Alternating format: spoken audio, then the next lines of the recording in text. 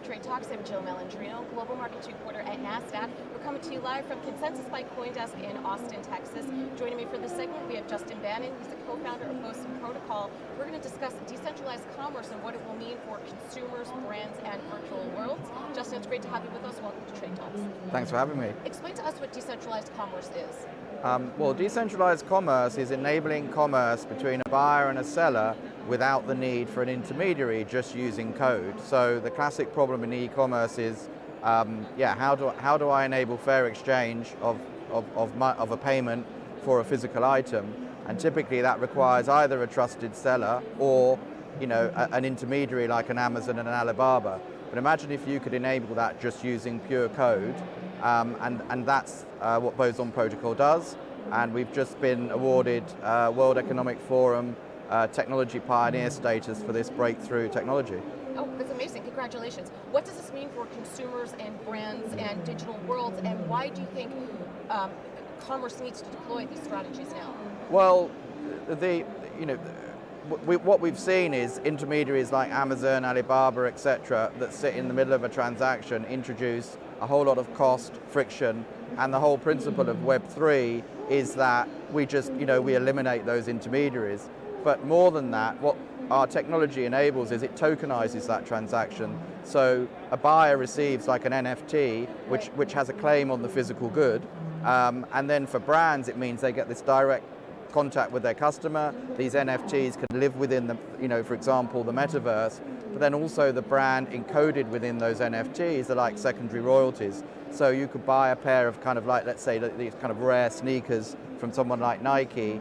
The first buyer buys that, gets this NFT. That NFT can then trade 3 or 4 times before finally the final buyer will redeem that for the actual sneakers, and each time the brand will get secondary royalties from the transaction as well. So it doesn't even sound like it's just about commerce. It seems like it's another way for brands to engage from a social perspective and drive that part of the business up as well. It's almost like the Instagrams and Twitters of today will, I don't want to say become obsolete, but this is just another vertical of engagement for them.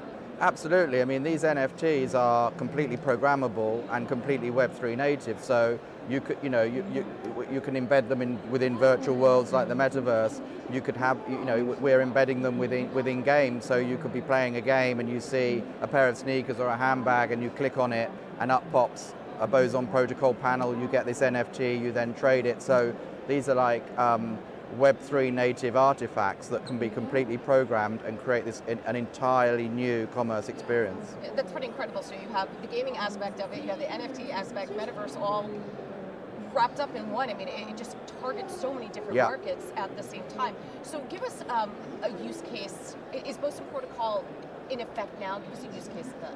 Sure, well, we've got version 1 is in effect, and one of the use cases we were the commerce infrastructure partner for Metaverse Fashion Week within Decentralized, which is probably the most prominent Web3 metaverse world, where we hosted about 20 brands, including the likes of Tommy Hilfiger and Hogan, in a complete 3D environment where buyers and customers would go and play these kind of games, and then be able to go and purchase physical assets or physical items as NFTs within this metaverse.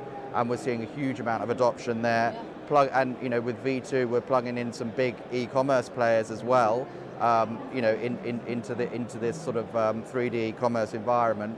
And then we also have another application called Nifty Key, which just come off the MasterCard Start Path Accelerator, which is basically an NFT loyalty program.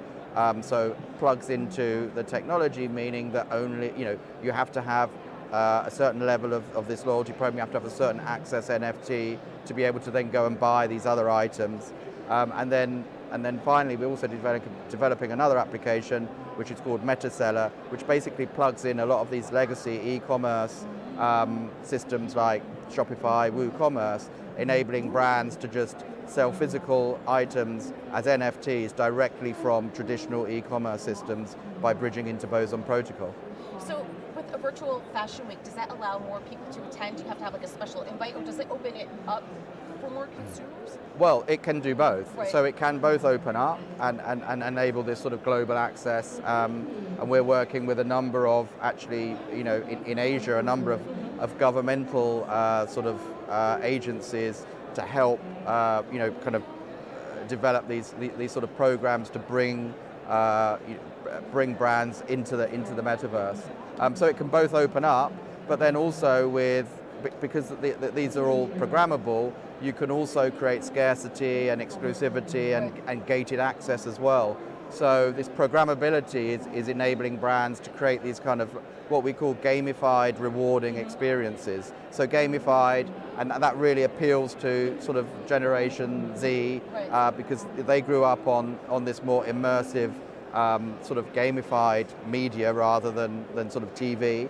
And then rewarding, so being able to embed things of scarcity and value within these virtual worlds that people have to go and kind of play games to go and engage and have this far more immersive, engaging commerce experiences. It is so incredible how this technology is just opening up more economies and education and new skill sets to power the next generation. It's fascinating to me. Yeah. Justin, thank you so much for joining us on Trade Talks, and thanks for joining me. I'm Jill Malandrino, Global Market 2 Quarter at Nasdaq.